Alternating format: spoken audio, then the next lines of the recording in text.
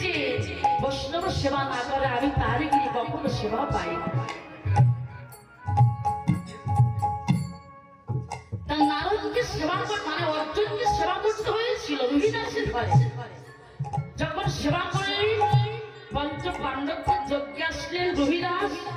রুহিদাস যখন যজ্ঞের প্রসাদে পেলে সেবা করলেন, যজ্ঞ পূর্ণ হয়ে গেল, স্বর্গে গ্রাসে গ্রাসে ঘন্টা পড়ে গেল। এটা আমরা সকলেই জানি, কিন্তু আমরা অনেকেই জানি অনেকেই জানি না যে ভক্ত রুহিদাস গেছে। এই ভক্ত রুহিদাস গেছে মায়েরা জানে? যদি কেউ জানেন তাহলে একটু হাত তুলে বলুন।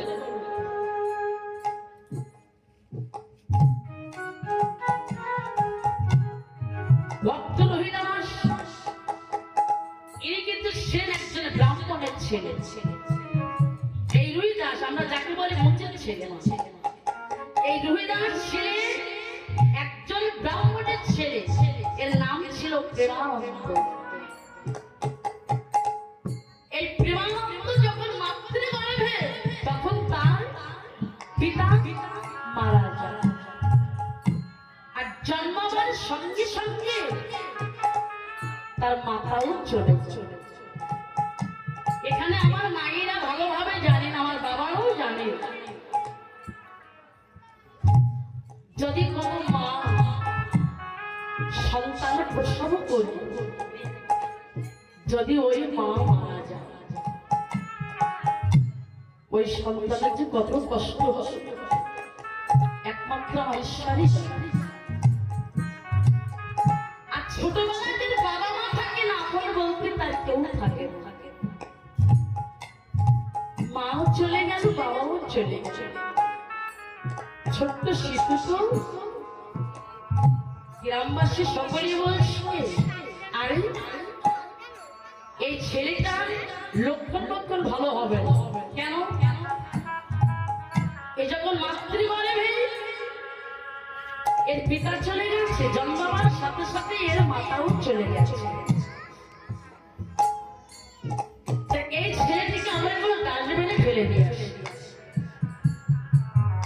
কিন্তু মা, গ্রামের সবাই তো আর খারাপ হয় না, তার ভিতরে ভালো মন্দ লোকজনও থাকে। ওই গ্রামে বাস করত এক বুড়িমা, প্রতিদিন ভিক্ষা করে খেত।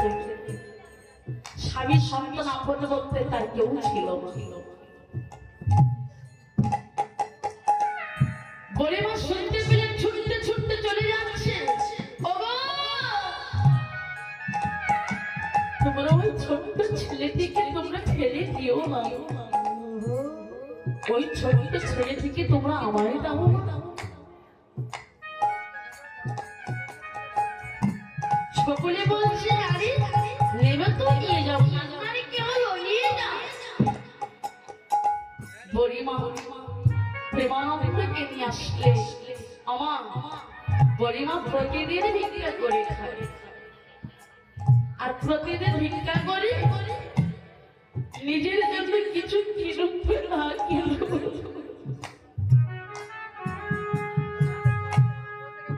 যে কয়টা চাউল হয় ছোট্ট প্রেমানন্দের জন্য কিছু দুধ কিনে নিয়ে আসে।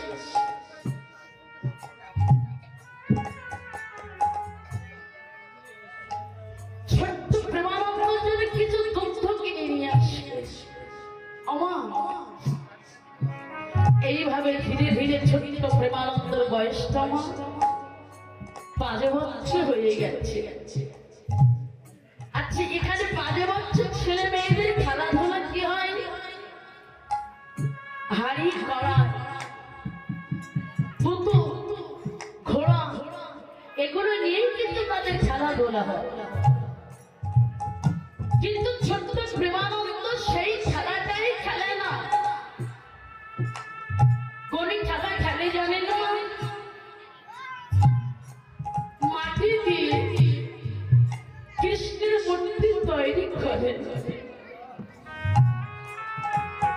কৃষ্ণের মূর্তি তৈরি করে বাগান থেকে ফুল তুলে কৃষ্ণের চরণে দেয়।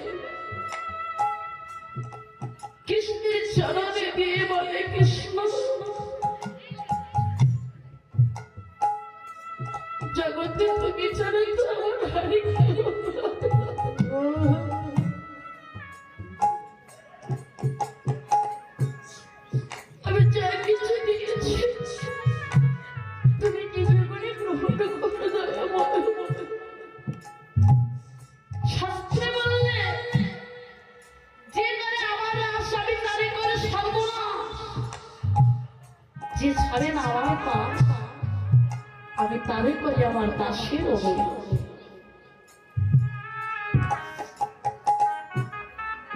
ভগবান শ্রীকৃষ্ণ দূর থেকে অন্তর্যামিত হলেন। প্রেমানন্দ, ও প্রেমানন্দ, এই বয়সেই তুই আমার চরণ দিয়ে পড়লি? বাবা, তাহলে তোকে তো একটু পরীক্ষা করতে হবে। তুই আমার কত বড় ভক্ত, তোকে একটু পরীক্ষা করতে হবে না? ছোট্ট প্রেমানন্দ যে পরিবারের কাছে বড় হচ্ছিল, মাত্র 3 দিন চলে সেই পরিবার মারা গেল। আচ্ছা আপনাই বলুন, এখানে যদি কোনো বাবা মার সন্তান বিদেশ থাকে কিংবা অনেক দূরে থাকে, হঠাৎ যদি তার মা কিংবা তার বাবা যদি কেউ যদি মারা যায়, হঠাৎ যদি সংবাদ পায়, তবে সেই সন্তান তার কেমন অবস্থা হয়? 5 বছর বয়স, তো ছোট ছোট, কে যেন দূর থেকে যাচ্ছে। প্রেমানন্দ,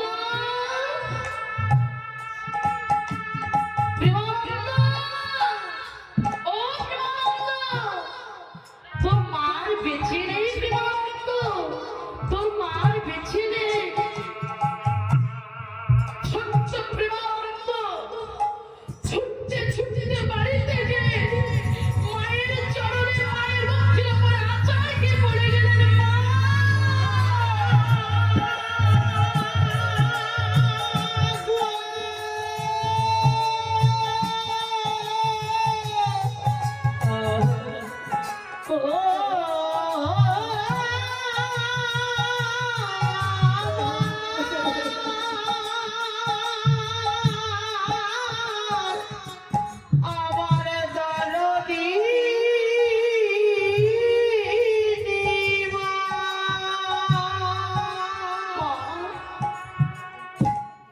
মা, তুমি আমায় ছেড়ে চলে গেলে মা। আমি এখন কার কাছে থাকবো? কি আমাকে দুঃখ হবে? কি আমাকে দুঃখ করাবে বাবা? আমি কার গলা জড়িয়ে ধরে ঘুমাবো বাবা? এই জগতে যা বাবা মা হারায়ে গেছে, আপনা বলেতে তারা আর কেউ থাকে না। জগতে ছোট্ট প্রেমানন্দ কাঁদছে, মা আমি কার কাছে থাকবো বলো? কে আমাকে দুধ খাওয়াবে?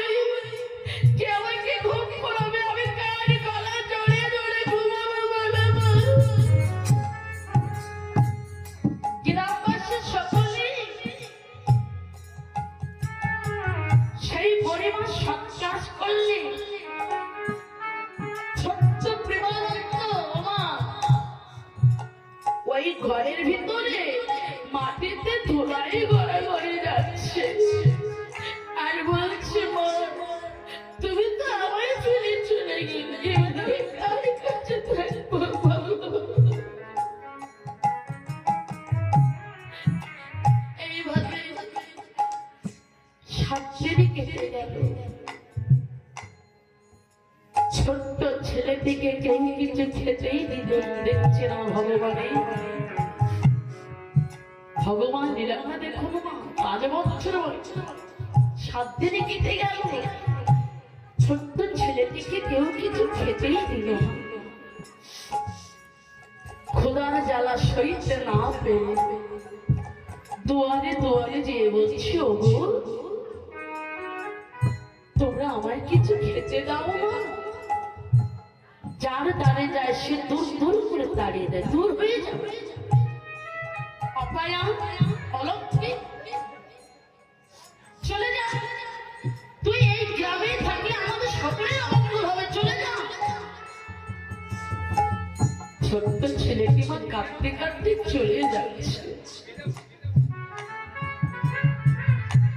যেতে যেতে একটি গাছতলা, ওই গাছের নিচে বসে বসে ছোট্ট ছেলেটি কাঁদছে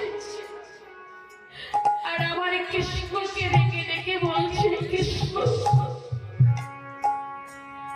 হে গোবিন্দ, না জানি তোমার চরণে আমি কত অপরাধ করেছি, তুমি কেন আমার কপালে এতদিন খুলে গেছে বলো। ভগবান সব সইতে পারে না, ভক্তের কিন্তু দুইটি জিনিস কখনো সইতে পারে না, এক হচ্ছে ভক্তের অহংকার আর এক হচ্ছে ভক্তের দুটি নয়নের জল। যদি কোনো ভক্ত এই জীবনে যৌবন দিয়ে যদি আমার ভগবানকে ডাকার মতো ডাকা যায়, ভগবান কখনো সে দূরে থাকতে পারে না।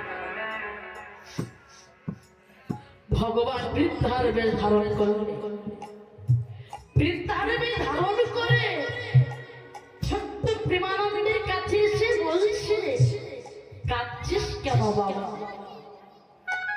কি হয়েছে তো? ছেলেটি বললি, দেখুন না আমি না 7 দিন অনাথ, আমায় কেউ কিছু খেতেই দিল না, আমায় কিছু খেতে দিল না। ভগবান বৃদ্ধার বেশে বললেন, ওরে আমি তোকে কি খেতে দেব, আমি নিজেই তো একজন কামা,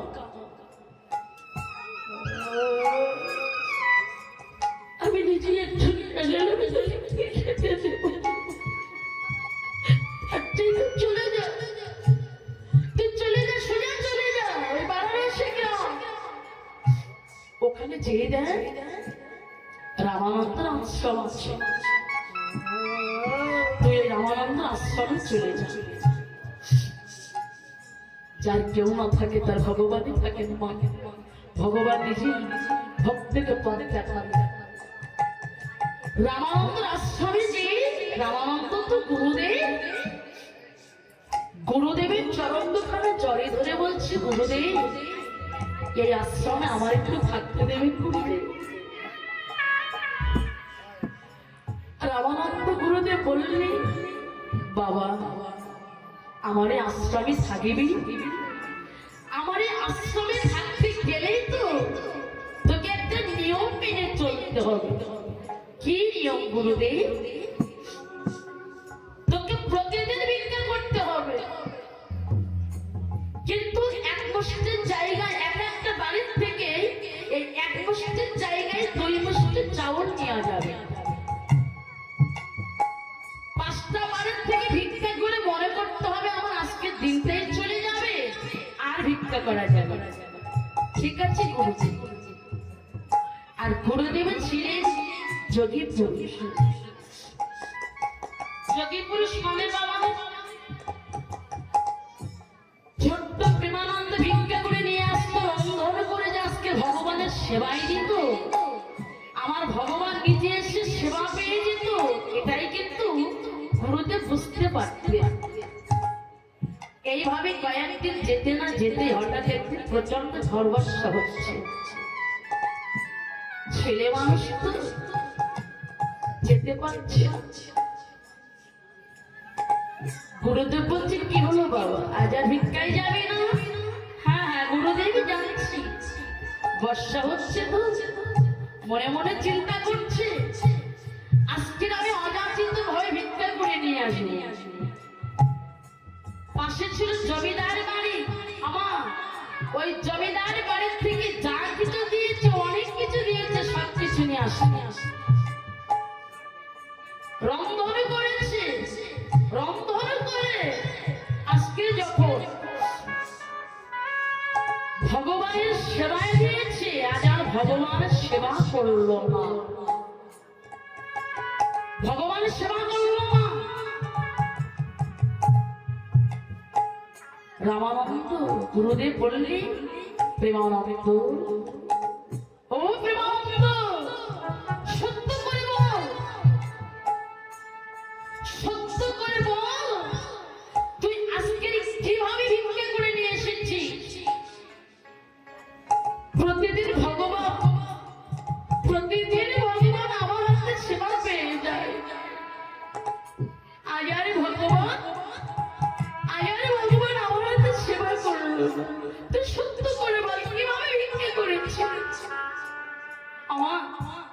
ছেলে মানুষ তো বললেন গুরুদেব বর্ষা হচ্ছে তো আজকে আমি অযাচিত ভাবে ভিক্ষে করে নিয়ে এসেছি। গুরুদেবের পায়ে ছিল খড়ম, ওই খড়ম পায়ে ছোট্ট ছেলেটির দৃষ্টি এমন জোরে এক লাথি দিয়েছে মা, ঝড় ঝড় করে রুধির বাইর হচ্ছে। নিতাই গৌর নিতাই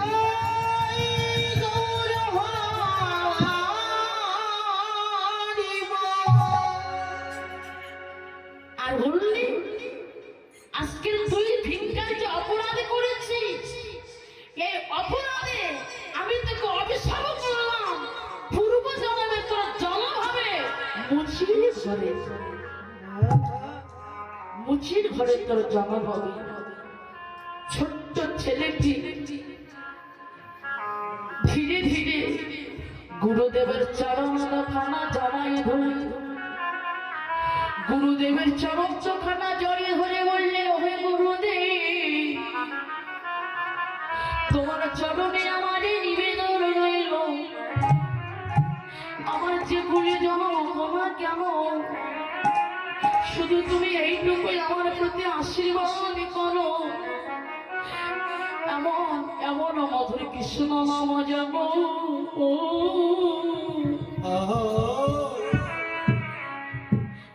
আমি যেন ভুলে